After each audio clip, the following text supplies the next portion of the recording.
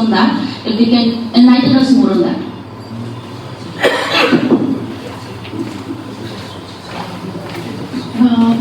Thank you for your question. I can only answer the political side or international side. That is what I mentioned, that our government, I'll talk of my government. From the time Modi ji has come, in 2014, the first step he took to go to Central Asia and go to Mongolia with the Far East of Russia.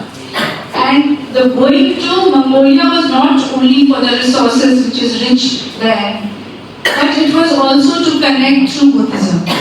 And our thin line of Buddhism, of peace, is the only thing I think which is required and which our government has already realized this. Even with Japan, if you see the foreign relations, or with Buddhism, through even sitting there in Mongolia, we have so much connections. All digitization is taking place. Mongolia is following the policy, following the democracy. And there is digitization, democracy, and development. The 3 Ds are there. And the people who are connected to India is also through Buddhism only. So it is we the people, all the dignitaries sitting here, we have to think that how much we impose ourselves. In order to play an important role, we need to connect a lot.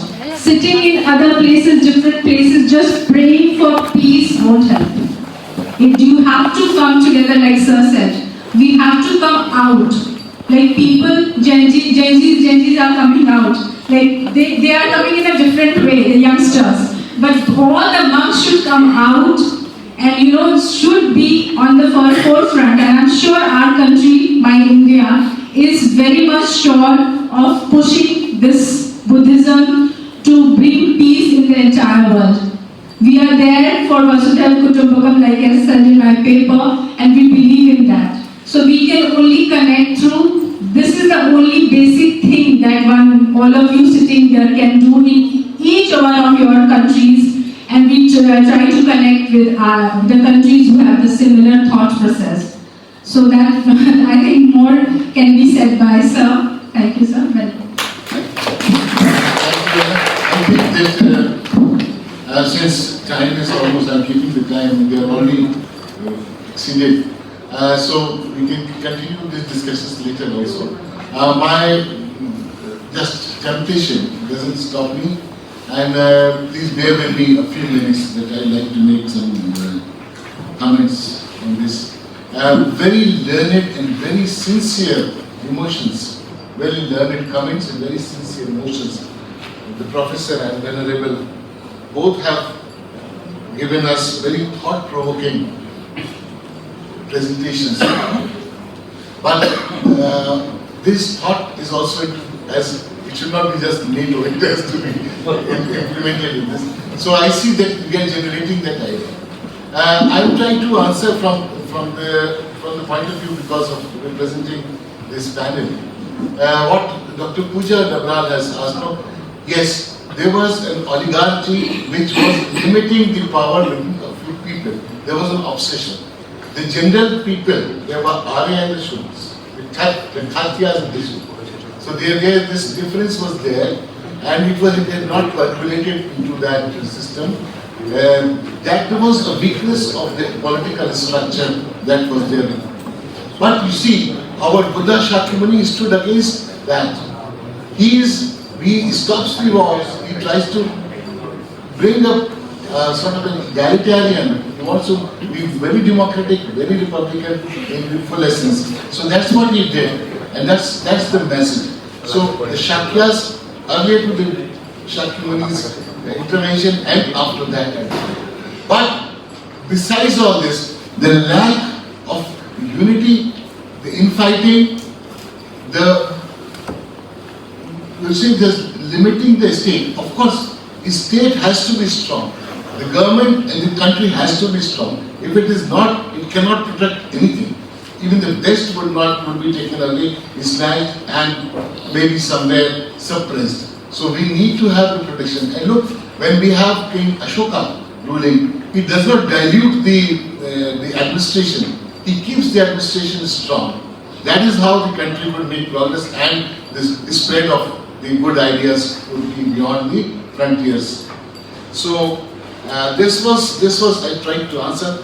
What I think that was asked there is already answered, because Venerable said this is another place where we can talk about it.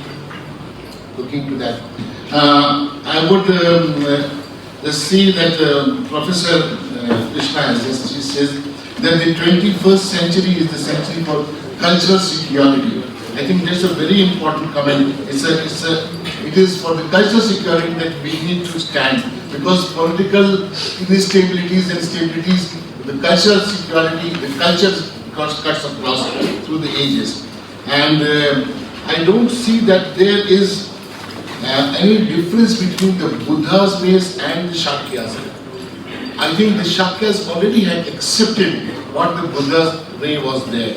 And their dispersal, of course, doesn't, it is a natural phenomena. When there's suppression, there would be dispersal. But the dispersal was not in any way bad for the country, because when they moved to Sankisa, they're adding influence on the places who are not so much directly under the influence of the word, of the message. To Venerable, with my apology, Venerable, I would say that you had a wonderful memoirs to say, and of course it was this very sentiment to know about the Buddha's homecoming. That's very important part. But to present it stands that the Shakyas were the people from India.